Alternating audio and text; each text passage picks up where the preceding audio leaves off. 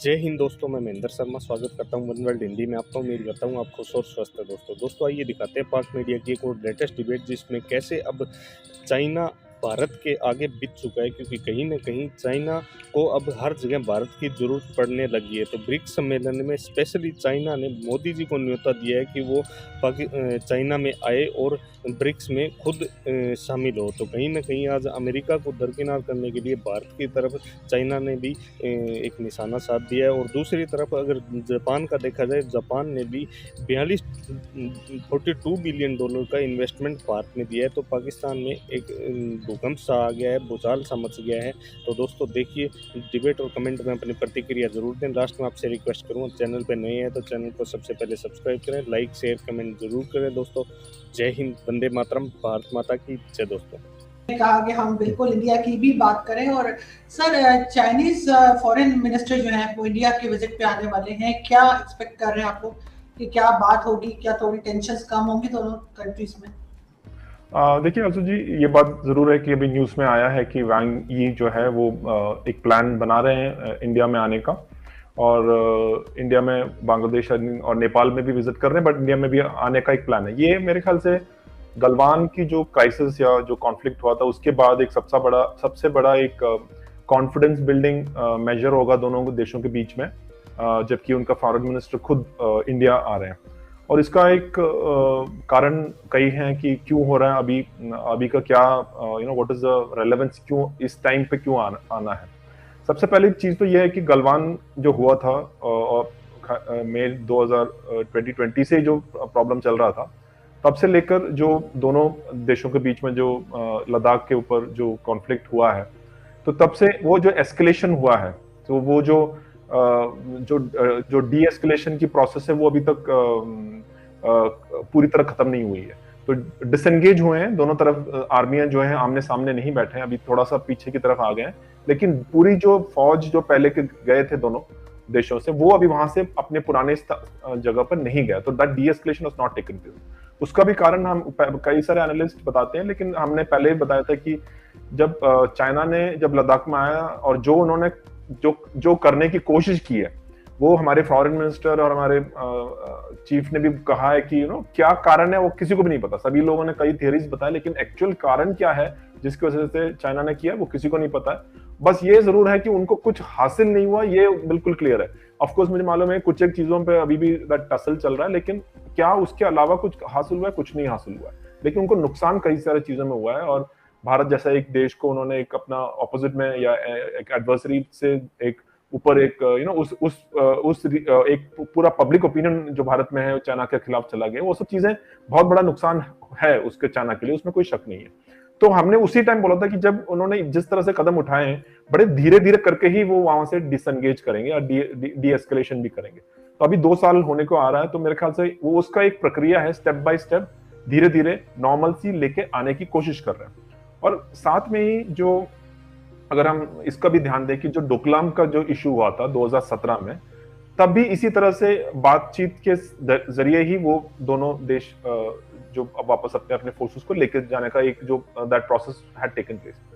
अभी जो most interesting thing ये है कि जो आने वाले इस साल में ब्रिक्स जो है, Brazil, Russia, India, China and south Africa का जो मीटिंग है, 14th मीटिंग है, वो चाइना में होना है।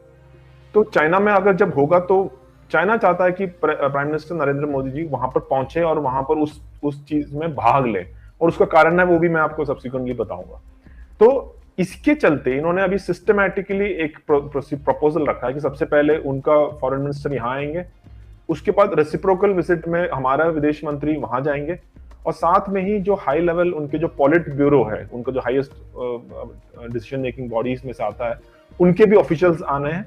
और साथ में उन्होंने कुछ एक प्रपोजल्स भी रखे, एक इंडिया चाइना सिविलाइजेशनल डायलॉग जो दोनों देश में करेंगे बताया, फिर India China trade and investment forum के लिए बोला है, इंडिया चाइना फिल्म फोरम के लिए बोला। तो इस तरह से एक एक स्टेप्स करने की कोशिश कर रहे हैं ताकि नॉर्मल सी आ जाए। और उससे क्या होगा कि 14th जब ब्रिक्स समिट होगा तो प्राइम मिनिस्टर मोदी जी भी वहां जा सकते हैं। तो ये एक नॉर्मल सी गलवान के बाद करने की कोशिश है। दूसरी चीज जो है वो इस टाइम पे जब हम बात कर रहे हैं, आपको पता है कि रशिया और यूक्रेन के बीच में एक युद्ध हो रहा है। और एक बहुत विचित्र चीज ऐसा हो रहा है कि अभी भारत और चाइना एक तरफ है, जब अमूमन ऐसा होता नहीं है, कुछ एक मुद्दों पर ही होता है, जैसे क्लाइमेट चेंज और चीजें। तो अभी क्या है, रशिया के ओपनली कंडमनेशन में भारत और चाइना नहीं है, कई चीजों पर हमने एब्सटेन किया चाइना और भारत। तो इस मामले में कहीं ना कहीं भारत और चाइना एक स्टैंड लेते हुए नजर आ रहे हैं, और आने वाले दिन में ये जो चीज है बहुत ज्यादा अभी प्रॉब्लमेटिक होने वाला है, क्योंकि एक तरफ यूएस है, यूएस ने आपको पता है कल या परसों जो शी जिनपिंग से जो मीटिंग हुई थी प्रेसिडेंट बाइडेन की, तो उसमें उन्होंने ओपन चेतावनी दिया कि अगर आप रशिया को किसी भी तरह से सपोर्ट करते हैं, अगर आप उनको आर्म्स देते हैं या फाइनेंशियल सपोर्ट देते हैं, तो कॉन्सिक्वेंसेस होगा, ये उन्होंने बोला है। उल्टा बाइडेन ने उनको बोला कि अगर आपने ताइवान पे अगर कुछ किया तो हम भी चुप नहीं बैठेंगे। तो इस तरह की बातें हुई, लेकिन फिर उन्होंने नॉर्मलसी की भी बात की है, लेकिन इस तरह की बातें चल रही है। और जहां तक इंडिया का सवाल है, इंडिया ने भी कुछ स्टैंड लिया है कि भाई हम रशिया को कंडम नहीं करेंगे, और रशिया के साथ में जो हमारा डिफेंस डील है उस पर भी हम आगे बढ़ रहे हैं। S-400 में भी कोई चेंजेस नहीं आया, यहाँ तक कि जो तेल है उसको भी हमको डिस्काउंट पे दे रहे हैं, तो उसको भी उसके लिए भी हमने बोला कि हम तो लेंगे। तो इस अभी तक यूएस के भाग से इंडिया के लिए कोई नेगेटिव स्टेटमेंट नहीं आया है। उन्होंने सिर्फ इतना बोला कि भाई आप अपना देख लो, हिस्ट्री किस तरह से आपको याद रखेगी and all those things, but official कोई ऐसा दबाव नहीं आया।